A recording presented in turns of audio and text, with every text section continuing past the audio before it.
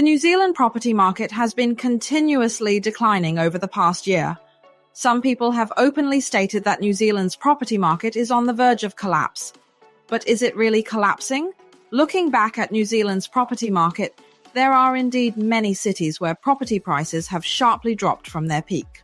Overall, New Zealand's property prices have fallen by 16.9% from the highest point. Many people are expressing their frustrations and are not optimistic about the market. Whether from an economic, geographical, cultural, or international cooperation standpoint, Australia and New Zealand are often seen as closely related. This naturally raises the question, will the Australian property market follow the same trend and decline like New Zealand's? How will the significant drop in New Zealand's property market impact the future of Australia's property market? In this episode, we will analyse whether Australia will follow in New Zealand's footsteps and how far we are from this property market storm. Hello, I'm Alison from Australia. My channel focuses on life in Australia, financial management, and property investments. I am one of the very few real estate agents in Australia who also holds qualifications as an accountant and a lawyer. My team and I aim to help you build high-return and legally tax-efficient investment portfolios that fully protect your assets. I am also the author of Buying Property in Australia for Financial Freedom. The following content is purely my personal opinion and should not be construed as investment advice. If you would like to schedule a one-on-one consultation with us, please visit the website investwithalison.com in the information box above and select a suitable time for your appointment. Now, let's take a look at the current situation of the sharp decline in New Zealand's property market. According to the latest data from February 2025, New Zealand property prices have experienced a significant drop, with the national median price falling by 16.9%. This trend is particularly evident in most of New Zealand's major cities. In many areas, property prices have dropped more than 10% compared to the peak during the pandemic. Auckland, the largest city in New Zealand, saw a drop of 21.6%, while Wellington, the capital, experienced a drop of 24.4%. Despite some recovery in prices in recent months, the overall year-on-year change remains negative. Many areas still show a decline in average property prices. So, how is the Australian market doing? In most of Australia's major cities, property prices are currently at their peak, maintaining a relatively stable level. Cities like Brisbane, Perth, and Adelaide have seen property prices holding steady at the highest levels. The only exception is Hobart, where prices are 11.9% lower than the peak during the pandemic. Sydney and Melbourne, however, are only 1.6% and 6.4% below their previous highs, respectively. These two cities are showing strong market recovery, and in some areas, property prices have already returned to pre-pandemic levels. Now, you might be wondering why New Zealand is experiencing and whether Australia will follow suit. There are several reasons for New Zealand's decline, which we can analyse together. The first reason is the growing crisis of population loss in New Zealand. Many of the immigrants are choosing Australia. New Zealand's net immigration numbers have been steadily decreasing, not only because fewer people are choosing to immigrate to New Zealand, but also because an increasing number of New Zealand citizens are leaving their own country to immigrate to Australia. In January 2025, the number of immigrants reached 122,841, setting a new historical high. The net immigration figure continues to decline, with some of the main immigrant groups, such as those from India, the Philippines, and China, also decreasing. Even more surprising is that in June 2024, over 30,500 New Zealanders chose to leave their country for Australia, accounting for 58% of all citizens leaving New Zealand. Population loss leads to a sharp decline in housing demand, which in turn weakens the property market. Naturally, property prices face immense pressure. This mass exodus of people is pushing New Zealand's property market towards the abyss, and there's a risk of further property price collapse. The second reason is that the supply of properties in New Zealand remains high. In recent years, New Zealand's housing stock has been consistently elevated, with 31,838 properties currently available for sale, compared to an average market inventory of only 25,238 properties over the past 5 years. The supply of new listings continues to increase, with sales in February 2025 declining by 3.4% compared to the same period in 2024.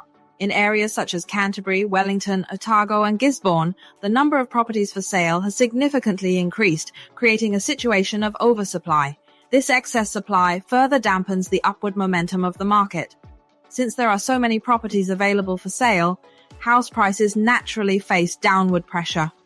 In contrast, in Australia, during the 4 weeks leading up to March 2nd, the total number of new listings nationwide was 41,416, which is a 2.9% decrease compared to the same period last year and 3.1% lower than the average over the past 5 years. This means that, unlike the oversupply situation in New Zealand, Australia's property market is still in a relatively tight supply state, which helps maintain the stability of market prices. The third reason is the decrease in the proportion of first-time home buyers and owner-occupiers. A good way to assess whether a country's housing market is stable is by looking at the ratio of owner-occupiers to investors in the real estate market. Owner-occupiers buy property primarily for living purposes and are not very sensitive to short-term price fluctuations, as they will continue to live in the property. Their demand is relatively stable and is a crucial factor in supporting house prices. On the other hand, investors are primarily interested in making profits and are highly sensitive to market changes. If the market experiences adverse conditions, such as economic recessions or rising interest rates, investors may quickly pull out or sell off their properties, which can lead to price declines. We can see that the proportion of first-time home buyers in New Zealand dropped from 26% last year to 25%. The activity of those upgrading to a new home for personal use is also below the normal level. In Australia, in the past quarter, the loan amount for first-time homebuyers increased by 1.5%, reaching AUD 16 billion. First-time homebuyers now make up 29.2% of all owner-occupier loans, which is higher than the 10-year average of 26.8%. This shows that demand from owner-occupiers, especially first-time homebuyers, is becoming increasingly strong. The fourth reason is New Zealand's high unemployment rate, combined with relatively low wage growth, which negatively impacts the housing market. The housing market is always influenced by the unemployment rate. New Zealand's unemployment rate increased from 4.8% in the third quarter of 2024 to 5.1% in the fourth quarter. Over the past 4 quarters, 3 have seen a decrease in job numbers. In contrast, Australia's unemployment rate has remained steady at 4.0% or 4.1% in recent years. When comparing wage growth between the two countries, New Zealand's wage growth started to decline from 3.7% in the first quarter of 2023. Since the third quarter of 2023, Australia's wage growth has exceeded New Zealand's. In the fourth quarter of 2024, Australia's wage growth was 3.2%, while New Zealand's was only 2.9%. This creates a large gap between the two countries.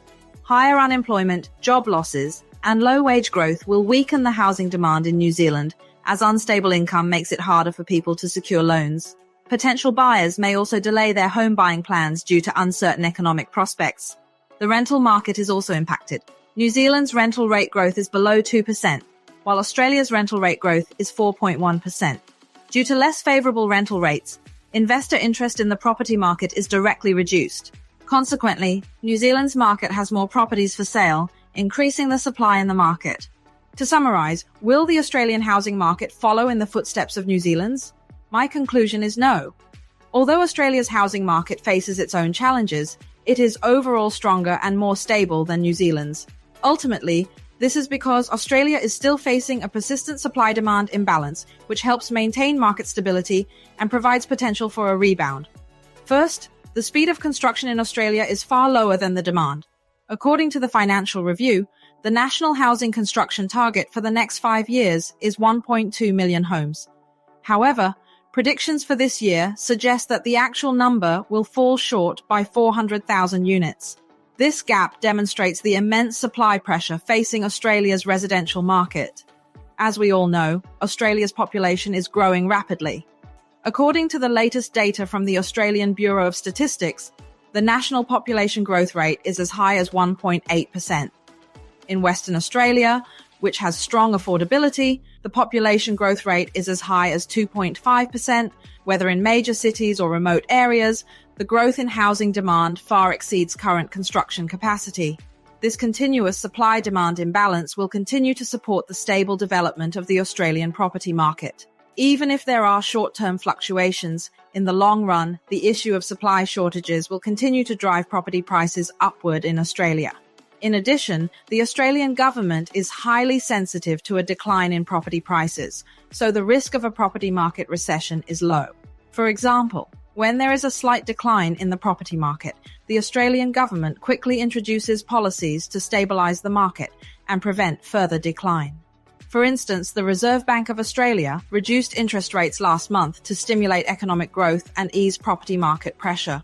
This policy tool has played a role in past economic cycles. So far, Australia's overall clearance rate and property prices have increased compared to the end of last year. Apart from monetary policy, the Australian government's fiscal policy interventions are also a tool to stabilise the market. For example, the government has introduced measures such as first home buyer grants, 2% down payment housing purchases, tax cuts, and stamp duty exemptions to help many first-time homebuyers. These policies have helped the market's affordability, especially when a decline in property prices could affect public confidence. These policies encourage people to buy homes. Despite the challenges faced by Australia's property market, with government policies, the severe supply shortage issue, and market demand, I believe that the Australian real estate market will not undergo a large-scale adjustment like New Zealand's. On the contrary, the biggest challenge for the Australian property market will be how the government can address the supply shortage issue. Although the fundamentals of the property markets in New Zealand and Australia are quite different, I have noticed that more and more New Zealand clients around me have sold their properties in New Zealand and come to Australia to purchase homes. I believe this situation will persist in the coming years. Therefore, we will see more and more New Zealand investors entering the Australian market. If anyone is interested in investment or has questions, feel free to leave a comment below to interact with me.